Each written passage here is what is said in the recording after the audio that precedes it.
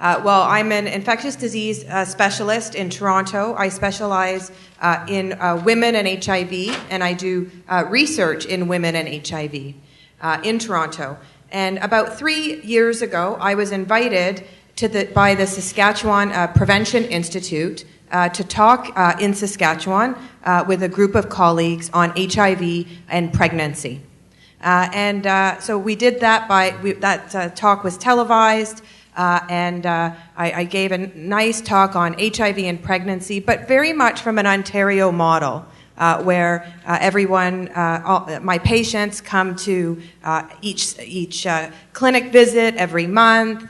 They take antiretroviral drugs. Viral loads are suppressed. They have vaginal deliveries. They have free access to formula, and that was how I was giving my talk. Then the question period started, and I can still remember the question from Clarence, who asked, what if you have a case where things are a little bit more challenging, where there's no prenatal care? Or what if you don't have free access to formula?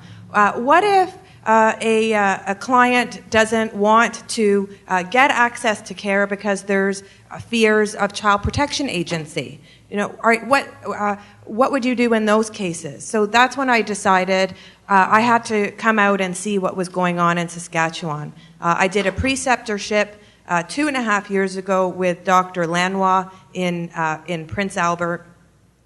And what I realized was that there was a problem happening with HIV in Saskatchewan. The incident rates in Saskatchewan were the highest in the country. So back then they were about 20 per 100,000. And what I realized in Prince Albert was that 40 to 50% of the patients I saw were women, which is different from the rest of the country, where it's about 20% of the cases are women. So that the HIV epidemic in Saskatchewan was also a women's health issue, and that was important to me. There weren't a lot of female physicians caring for HIV-positive female patients in Saskatchewan. So it was at that point that I got my license to practice medicine in Saskatchewan, and I had the pleasure with Stu Skinner and Clarence to start practicing in Atacacoop, and with Dr. Lanois and the nurses there to start practicing in Prince Albert for about 9 months now. I have about 25 patients in Atacacoop and 10 patients in Prince Albert. And the way I practice is a little bit different, and I'd like to share that with you. I try to practice from a women-centered HIV care model, and I'm trying to pass this on to Stu a little bit. You have the patient in front of you only for, let's say, 10 to 15 minutes. And as a woman patient, they want everything taken care of in one visit. They want help with their housing. They want help with their children. Their children can, in my practice, can come to the visit. If their child is sick, I'll also see their children. I see couples together. I see half my patients as couples because then they support each other. I look after the partners. I go to the treatment centers to see the patients because that's where they are. That's where they want to be seen. Clarence and I take the vaccine there, and we give the vaccine there. I do pap testing. Clarence, I think we should start to do pap testing in the treatment center. Where the patients are, do as much as we can in the short visit. So that seems to be working. I hope we can continue it and expand it. And now that I've been here for the last 3 years, I have seen the successes in Saskatchewan with HIV care. It's been happening. So when I first started, the incidence rates were 20 in 100,000, and now they're down, and as of 2013, to 11 in 100,000. So things are working, but however, we have to continue, and it's going to take us all working together. And the HIV piece is just the tip of the iceberg, and HIV is scary to people. Okay?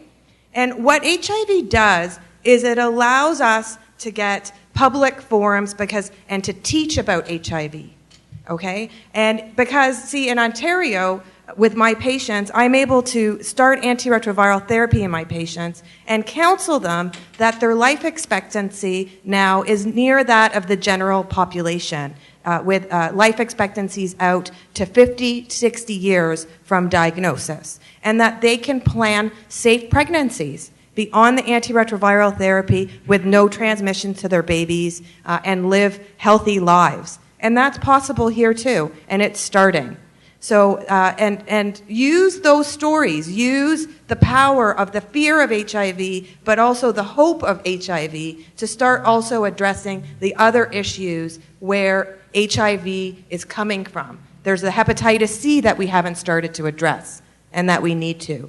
There's the addictions issue that we need to address, the mental health issues, the poverty, the housing issues, the violence against women, the violence against all people, the racism that we haven't started to address, the missing women we haven't necessarily started to address. HIV can actually be used as a tool to address all of those issues because it captures people's attentions and minds, and people will listen. So I call out on you to do that, to use HIV to answer a lot of different questions. And as Ryan started with a patient story, I'm going to end with one. So 2.5 years ago, when I came out to do a preceptorship with Dr. Lanois, there was a couple who had to hitchhike from Sturgeon Lake to get their methadone in PA every day. The woman was HIV positive and pregnant and had to hitchhike every single day to get her methadone and antiretroviral treatment. Because of Dr. Lanois and lots of other work, Sturgeon Lake now has a bus that actually brings their clients to Prince Albert to get their methadone. So positive stories like that are very important. When I was in Prince Albert on Monday, a client that I had seen for the last 6 months who was pregnant on antiretroviral therapy gave birth on Monday, and the outreach worker took me to the hospital to go visit her. And she was in the room. There were 70-kilometer winds, and the snow was blowing everywhere. But we made it into the hospital, and I went up to the room, and the sun was shining, and she was there in bed, and she was glowing, and her partner and father of the baby were there, and he was glowing, and the baby was sleeping, 4 hours old. There's nothing more special than a newborn baby. And I almost cried. I felt so happy. I knew that baby was HIV negative. And just to look at that family together, not just is that child the future of this province, but that whole family is the future of our province. And I really do feel that we can have an AIDS-free world and AIDS-free Saskatchewan. So thank you very much.